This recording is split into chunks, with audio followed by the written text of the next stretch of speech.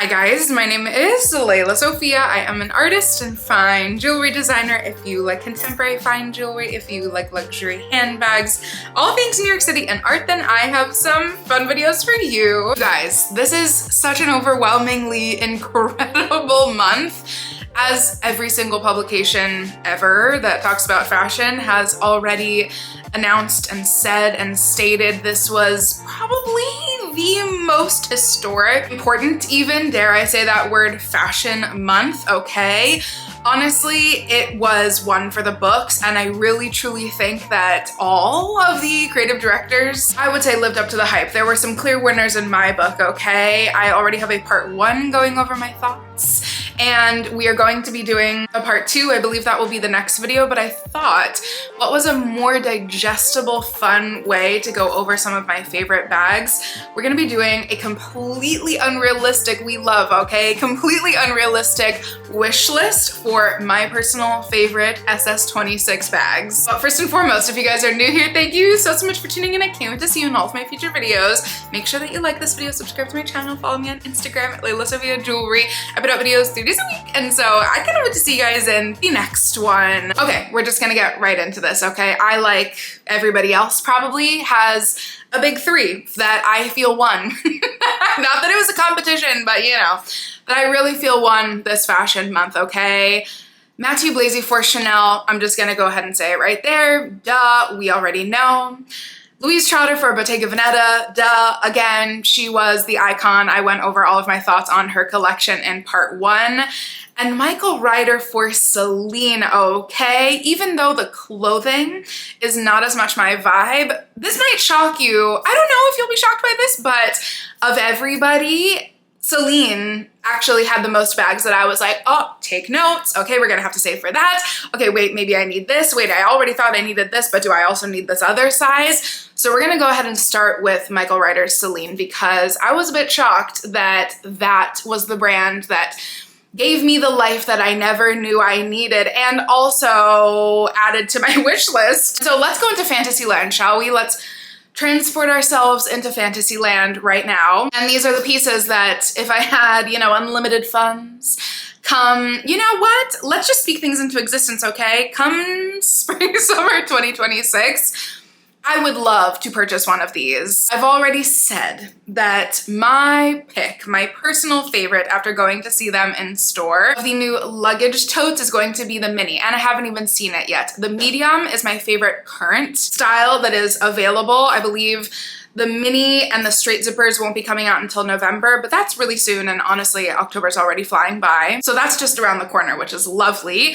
But the medium is so good that I can already tell that I will love the mini. I mean, hello. And I'm a straight zipper girly.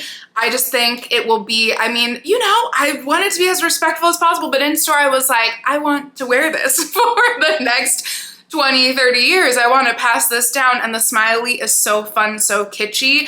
It's just not, you know, I'm much more of a annoying little minimalist. Something about the mini is just like the perfect opportunity to satiate the fact that I have always in my life, okay? Probably one of the first designer bags, other than my Givenchy Nano Pandora bag, which then I loved and wore for literally 7 years in my collection. Probably the first bag that I was like, oh, other than the Roe Ascot bag, the Celine Nano luggage when I was in college, okay, clearly absolutely was in no way, shape, or form ever going to be able to afford that bag. But that was like, I didn't know bags could speak to me that way. It was a little bit of an like origin story awakening. And then when, you know, time passed on and I was blessed enough to add in a Phantom luggage into my collection, and I had fallen so madly and deeply in love with the Phantom luggage with the wings instead of the Nano luggage. Have a marriage, okay? And basically my prayers were answered, and so combining my love of like the really cool camp, almost winged out version of the Phantom luggage with the Nano sizing. I mean, sorry, but like maybe it was just made for me. However, then of course this show just dropped, and the very first look I said, oh no, I didn't know. I didn't anticipate, okay, wanting like 8 bags, but we're just gonna stick to 3 for this video. The very first look, this frame clutch. Oh my god, it's absolutely stunning. It is going to be very similar to a bag by Louise Trotter for Bottega, and so this definitely seems to be a bit of a theme. I'm seeing actually a little bit of crossover. The Row and Bottega Veneta had a little bit of crossover. Celine and Bottega had a little bit of crossover, which we love. Even like a tiny bit of Chanel. So clearly, you know, there's some themes happening. There's something in the air in the fashion industry. And these gigantic, yummy, lovely pouch bags, but make it a frame clutch. Insert my two favorite Celine by Phoebe Philo bags. I mean, all of them are my favorite, but my two, like, holy grail, I'll say, Celine by Phoebe Philo bags that are basically a pouch clasp clutch, very much so lady bag meets pouch, very much so classic style meets the new fashion industry, okay? But this one is even more oversized. We know I love a pouch. We know I love an oversized moment. I could probably talk forever about this stupid bag, okay? I'm literally already obsessed. And this last one actually might surprise you because I swear this is actually maybe, I'm gonna say bold, there are two, which maybe I should say this at the end, but who cares? Say them as they go. There are two bags from this list that like are legitimately going to be on my wish list, and this I honestly think might even be number one. The little worn in vanity style with a handle. I don't know why, but from the very first Michael Ryder show, I was like, oh no. Something about this bag is literally speaking to my entire soul. Not to say in every video lately, okay? But I have been screaming from the rooftops that worn in bags are having the moment of all moments. And then look at this fashion month, okay? We had Demna's Gucci. We had a literal like Tyler Mitchell level, worn to the gods, Jane Birkin level, Mary Kate-ified Chanel classic flap from Matthew Blazy. And then even before either of those creative directors dropped their worn in bag styles, there was this sweet little vanity bag that I want so badly. I don't know, something about it is just so me. It's this tiny little cute thing. I do love the little Celine logo. I love the drop. I love the mini one. Oh my God, something about it is so beautiful. And the fact that it's just like scrunched as though, again, you just like, you know, were cleaning out your grandma's closet one day and she was like, oh babe, I've had that for like 35 years. You can go ahead and have it. Yeah. I will take it. And let's just go ahead and spoil the other bag that I would immediately add onto my wish list that like is literally going to be, I think, one of my top wish list items, barring the price, of course, but we shall see. From our love, Magda Butrym, okay? We love Magda so much. This show was ethereal, was incredible. I just have so many words, but today, again, we're gonna make this digestible and I need to just talk about my favorite new bag style because we know how much I love my Maya bag from Magda Butrym. Quality is absolutely insane. It's minimal, it's sleek, and yet it's like one of my most wearable bags. She just keeps coming out with these pieces that just like, again, make it so quickly to the top of my wish list. This is a funny one because I've been talking with all my friends, y'all know who you are, about the fact that something in me could not pull the trigger on the Row Cecily bag. Literally immediately I bought a vintage Prada satin tote that you have no idea how much I've been wearing it. I've been wearing it constantly, especially out to dinner, little art gallery openings, you know, the little fun things. I've worn it so much. It's almost been one of my most worn evening bags, like since I purchased it. Something about the Row Cecily then, I don't know if it was too small. I couldn't decide between the brown and the black, blah, blah, blah. Magda, you know, gave me the reason why the universe was like, just hold off, just give yourself a little bit longer, okay? The leather version, but make it with the wilted leather roses attached to it. Oh my God, this little shopper tote that I know most people will be like, what even is that? It's so tiny, it's so simple. Yeah, that is my vibe, okay? It is so simple. It is so gorgeous. The reason why I love my little Prada tote so much is because I had no idea how easy it was to add in like the most perfect tiny little frame tote bag into your evening outfit. Hello, this is the one that will take you day to evening. And then with the charms added, enough said, yeah, I'm gonna be needing this. And then we have our Love the Row, okay? Can we just talk about the fact, I've been posting this so much, so you guys are probably so tired of me saying this, but you know, a year and a half ago, I did drop a comb that just like perfectly fits in the hair, and then what does every model, or most models I believe, have in their hair at the Row? You know, Just saying, I love a hair accessory. This was so gorgeous. This was so C.O. Bigelow. This was just so French. This was just so the row, having combs strewn perfectly throughout your hair to create this gorgeous mermaidy wave updo. Oh, it's just the romance for me. The show was stunning.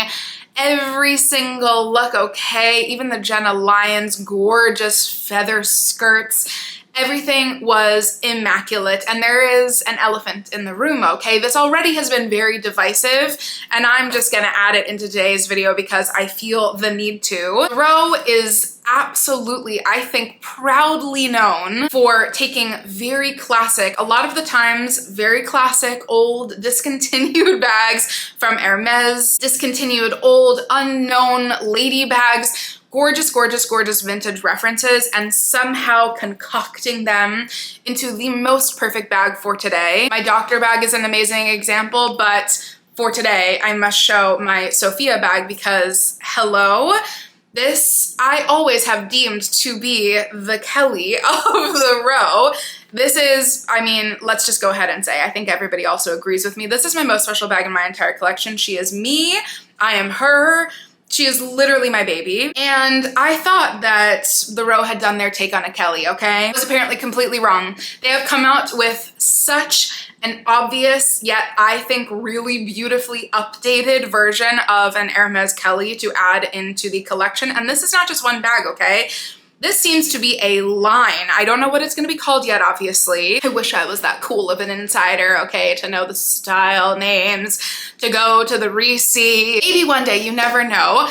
This seems to be an entire line. There's already a clutch, but we have to talk about this lady bag, okay? One thing's for certain, the second I saw this, the second everybody saw this, they said, oh my God, I'm sure. I'm totally just assuming that everybody said this, but I'm sure there was a clutch pearls moment. It's the first photo. Everybody was probably like, okay, they really are doing this. I have said at least a few times, I did an entire video on the fact that I don't know why still the row gets the hate that it does, but way more than the hate. There is so much love, and I think it used to be much more of a quiet, kind of like cult-esque following, but everybody is catching up to how absolutely incredible, not just the rose quality, but the vision, the timelessness, and I really truly think like the entire world of the row is.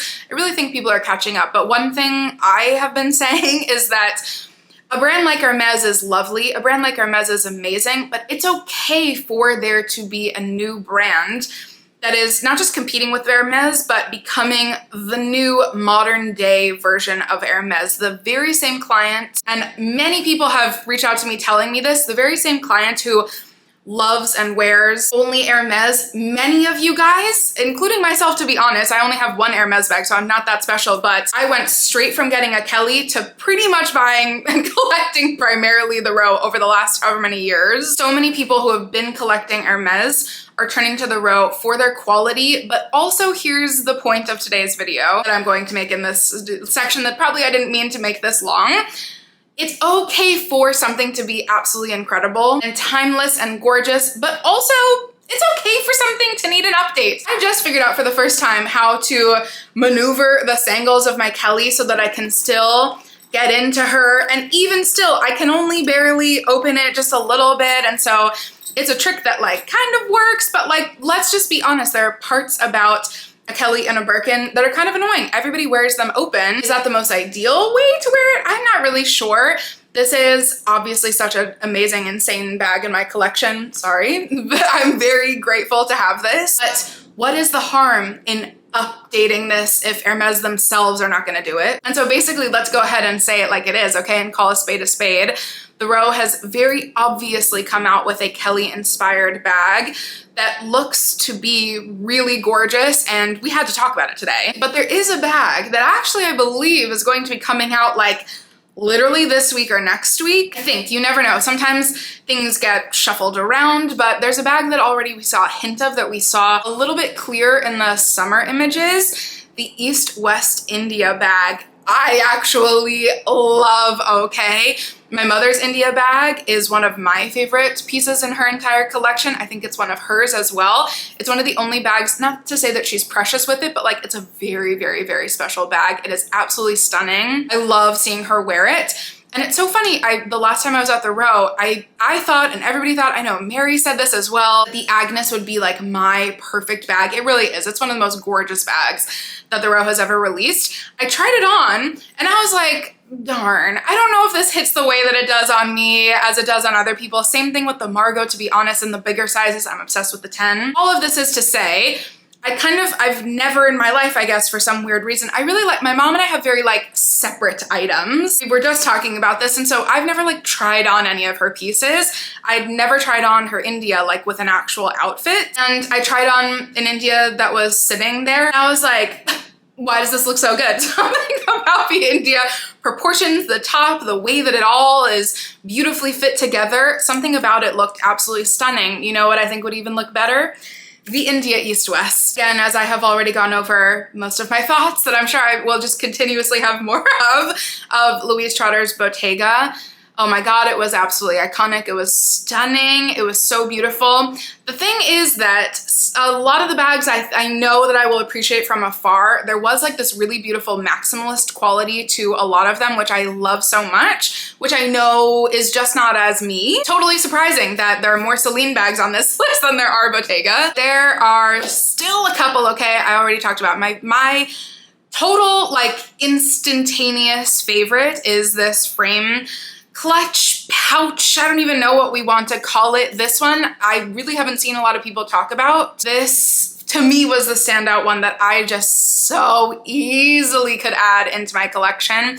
That is by far my favorite. And if I want to be indulgent, okay, and add a second wish list item onto this list, I already said this, but I'm gonna repeat myself because it's that good. The East-West, I know, me over here talking about how much like North-South bags are making a comeback, how much I love my own personal North-South bags, like my Bottega foulard bag. All that being said, I still love an East-West moment, I can't lie, especially for an evening vibe. And this Lauren East-West, oh my God, like she just, the way that Louise Trotter does proportions is like a bit beyond me. It's almost unfathomable how incredible she is at beautifully concocting something that you really never knew you needed. And I never knew that I needed a gorgeous, elongated, exaggerated Lauren East-West clutch, which, yeah, I maybe one day I need that. From Civet, okay, quickly, because we know how much we all love Civet and how much I have talked about Civet. This is nothing like groundbreaking, but I just have to like add in here that there will be, hopefully, I don't know what the quantities will be like or availability, but I did see a couple posts on an eelskin symmetry crochet. Okay, just gonna add that in here. I have 2 eelskin bags. They're some of my favorite bags in my entire collection. They're gorgeous. And lastly, more information is like continuously pouring in about these bags, and so I probably won't be the most informed because nobody is unless you are cool enough to have been invited to the show and the Reese. But the Chanel of it all, the Mathieu Blazy of it all, can we all just have a moment of silence and appreciation for the fact that this was probably the most incredible appointment. Honestly, I've been saying this, everybody got it right, okay? The most incredible appointment, in addition to many others that we've already talked about. But I think the entirety of the fashion industry is literally applauding Mathieu Blazy for his work already at Chanel. This is going to go down so heavily in fashion history as probably one of the best, if not the best, debuts, like for the biggest house in the world. It was sublime. I cried like a little baby. I'm a very empathetic human being, okay? And so being at like big events where there's a lot of emotion, I cried like a child, okay, at the end of it, during the finale. Like it was very, very, very meaningful. And literally, as soon as like the stream actually started, the first look, I was like, gosh, okay, he won. Not even the show look yet. First of all, like one of my favorite movies of all time is Vicky Cristina Barcelona. So this actress just has like a special place in my heart. Okay, Penelope Cruz was wearing a literal like Andiamo clutch, but make it Chanel mixed with a little bit of Civet and also an Hermes Kelly cut.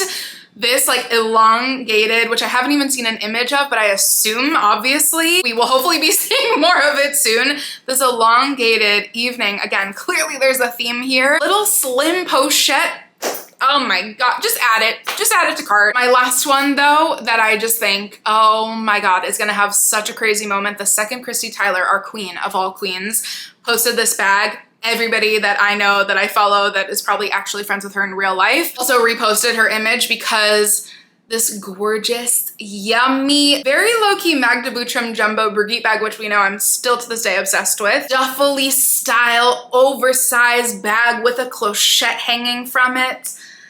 Oh my God, can we talk about the worn bags that I already mentioned from Matthew Blazy? Oh my God, there's something just so magical about his touch and the way that he's able to manipulate these materials. Of course, there was the camp moment of the literal destroyed classic flap, but you saw elements of wear, of worn in, of really beautiful, God willing, I assume, but what we've been talking about that we want, bringing those beautiful materials back into Chanel. Already just from the runway, it looks like that's really happening, and this is the perfect example of it.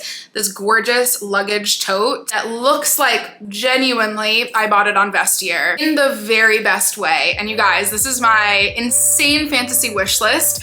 What was your favorite standout bag that you immediately added to your own wish list, fantasy or realistic? I truly cannot wait to hear your thoughts, and I cannot wait to see you in my next one. Bye guys.